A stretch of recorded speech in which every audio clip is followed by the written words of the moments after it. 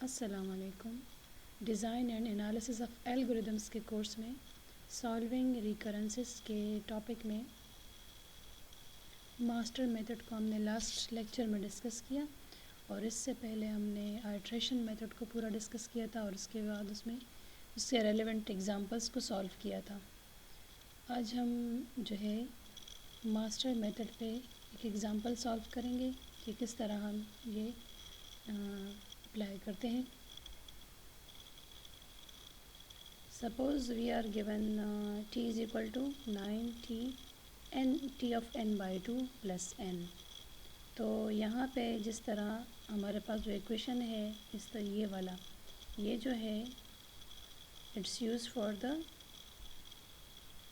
This equation will be solved by the this type of equation will be solved by the master method.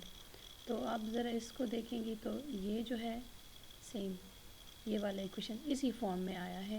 मतलब हमारे पास जो है T of n by b a T of n by b plus f of n. तो ये जो n है it's a function of n और ये जो है 9t ऑफ एन बाई 3। तो ये इसी फॉर्मेट में है दिस इक्वेशन। तो इसको हम मास्टर मेथड से सॉल्व करते हैं, इसको हम किसी और तरीके से सॉल्व नहीं कर सकते। अब हम इसको सॉल्व कैसे करेंगे? अब ये जो है हमारे पास जो इक्वेशन है मास्टर मेथड का दिस वन, तो ये जो है 9 जो है हमारे पास a is equal to 9 t अपनी जगह n अपनी जगह और जो b है which is b is equal to 3 and f of n is equal to n। तो ये वैल्यूज़ हमारे पास आ गई है। अब जो है हमारे पास इक्वेशन जो है यूँ है कि हम लेंगे इसका यहाँ पे जो मैंने बताया था n to the log of b of a। तो अब इसमें पुटिंग करेंगे तो कैसे करेंगे हम, ये मैंने आपको पिछले लेक्चर में डिस्कस किया था, ये बताया था। तो ये जो है हम इसमें इसके मुताबिक जो पुटिंग करेंगे हमें n भी गिवन है b भी गिवन है और a भी गिवन है। अब कैसे हम पुटिंग करेंगे, तो यहाँ पे जो है n to the log of b of a ये जो है हम f ऑफ n से कंपेयर करेंगे इसको, ठीक है। तो अब n to the log of b of a जो है हमारे पास इससे क्या आता है, हमारे पास जो है मैं इसको हटा दूँ, ठीक है। तो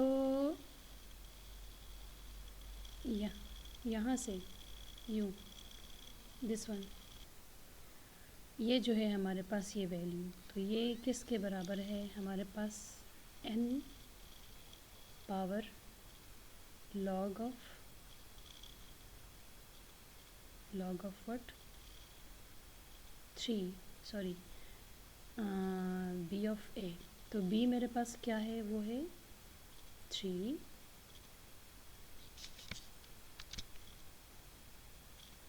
b of a which is 9।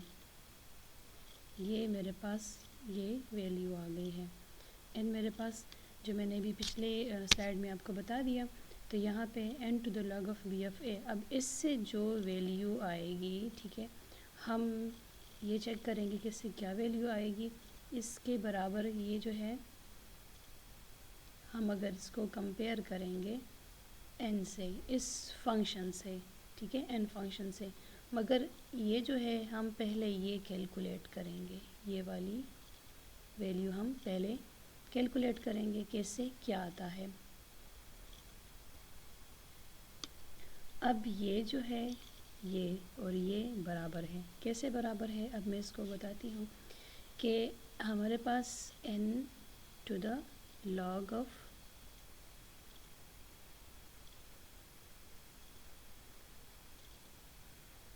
Three of 9 n power, ये पावर में है, ये सारा वैल्यू जो है ये पावर में है, is equal to n power 2। तो ये दोनों मेरे पास बराबर हैं, ठीक है। अब कैसे बराबर है इसको हम चेक करेंगे कि किस तरह ये बराबर है। तो हमारे पास ये वैल्यू जो है ये this is the calculated value जो कि यहाँ से मैंने कैलकुलेट की है, ये कैलकुलेटेड वैल्यू है ऑफ द जो हमने इस इक्वेशन से कैलकुलेट की है बाय यूज़ ऑफ दिस। अब ये जो है हम इन दोनों को कंपेयर करेंगे आगे। अगर ये दोनों इक्वल है, ये दोनों भी इक्वल है, तो इट मीन कि इन दोनों के जो पावर है वो भी इक्वल है। तो हम इनके पावर्स को कंपेयर करेंगे, बिकॉज़ ये भी n है और ये भी n है। तो अगर हमारे पास ये बेस जो है इक्वल है और ये दोनों इक्वल है, तो बेसिस भी इक्वल होंगे और पावर्स भी इक्वल होंगे। तो इसका मतलब ये है हमारे पास जो है log ऑफ 3 ऑफ 9 जो है ये बराबर है। अब हम जब इस log को हटाएंगे, ठीक है, तो क्या करेंगे हम log के रूल्स के मुताबिक जब हम ये log हटाते हैं तो हमारे पास जो नेक्स्ट आएगा, तो ये जो है ये log हट के मेरे पास ये वैल्यू इधर चली जाती है और ये वैल्यू 2 जो है ये इसकी जगह चला जाता है। log के वैल्यू हट के हमारे पास ये 3 पावर 2 आ गया is equal to 9।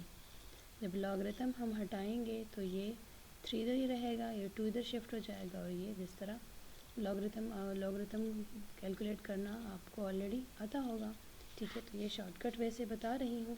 So 3 power 2 is equal to 9। तो इट मीन कि हमारे पास जो है ये पावर्स भी सेम है, इक्वल है, ठीक है। log of 3 of 9 is equal to 2, ठीक है। यहाँ पे log of 3 of 9 is equal to 2। इसका मतलब ये है कि जब मैंने log हटाया, इसको मैंने किया, तो 3 power 2 is equal to 9, it means these values are equal. अब ये मेरे पास ये कैलकुलेटेड वैल्यू है दिस n पावर 2, और गिवन वैल्यू जो हमारे पास है वो क्या है, n है। गिवन वैल्यू जो गिवन पावर है हमारे पास वो है मेरे पास n, और ये कैलकुलेटेड वैल्यू है, ये वो वैल्यू है जो लीव्स का मैंने बताया, ये गिवन फंक्शन है। So leaves are growing faster than the given function. So ये दोनों इसकी वैल्यू कम है और इसकी ज़्यादा है, तो ये फर्स्ट केस को वो सेटिस्फाई कर रहा है, ठीक है। तो जब फर्स्ट केस को सेटिस्फाई कर रहा है तो हमारे पास उस केस में इक्वेशन जो होता है फर्स्ट केस में वो क्या है, ये फर्स्ट केस है, ठीक है। Leaves grow faster than the function, जो कैलकुलेटेड वैल्यू ज़्यादा है, तो O of n to the log of b of a minus epsilon. तो जो फंक्शन की वैल्यू है हमारे पास क्या होगी, f of n will equal to the o to the n power log of b a minus epsilon. अब ये values जो है हमारे पास n की वैल्यू, n तो वही होगा, b की वैल्यू भी हमें गिवन है, a की वैल्यू भी गिवन है, एप्सिलॉन की वैल्यू 1 है यहाँ पे। तो f of n is equal to this value, अब इसमें हम भी वो ही पुटिंग करेंगे जो हमें इक्वेशन में गिवन है। सो यहाँ पे जो है f of n is equal to o of n to the n power log of 3 of 9 minus 1, where this 9 is what, a, and this 3 is b, जो कि वहाँ पे गिवन है f of n is equal to, इस case में हमारे पास क्या होगा, वो o, और ये जो 1 है that is the value of epsilon. o of n power log 3 of 9 minus 1, तो ये मेरे पास वही हो आ जाएगा, ठीक है, इक्वेशन। और t ऑफ n जो मेरे पास होगा वो क्या होगा, वो कैलकुलेटेड जो value theta of n square, ठीक है, जो ये कैलकुलेटेड वैल्यू आ गई है जो मेरे पास है, और ये f ऑफ n मेरे पास इस केस में इसके बराबर है। अब मैंने ये भी बता दिया कि 3 क्या है, 9 क्या है, ये वो वैल्यू है। जिस तरह मैंने इसके मास्टर मेथड के स्टार्ट में बताया था कि it's a cook book method, के ये एक तैयार इक्वेशन इसमें है, इसमें सिर्फ पुटिंग करनी है और हमें उससे वो जो है डिज़ायर्ड रिज़ल्ट जो भी हमें कौन से केस को वो सेटिस्फाई कर रहा है, तो उसके मुताबिक इसको हम उसका आंसर निकालेंगे। तो अब इस केस को सेटिस्फाई कर रहा है क्योंकि कैलकुलेटेड वैल्यू हमारे पास जो है वो ग्रेटर है देन द गिवन फंक्शन। तो गिवन फंक्शन है और ये कैलकुलेटेड वैल्यू मेरे हमारे पास जो है लीव्स किस उससे ज़्यादा स्पीड से ग्रो कर रही है विद द रूट नोड।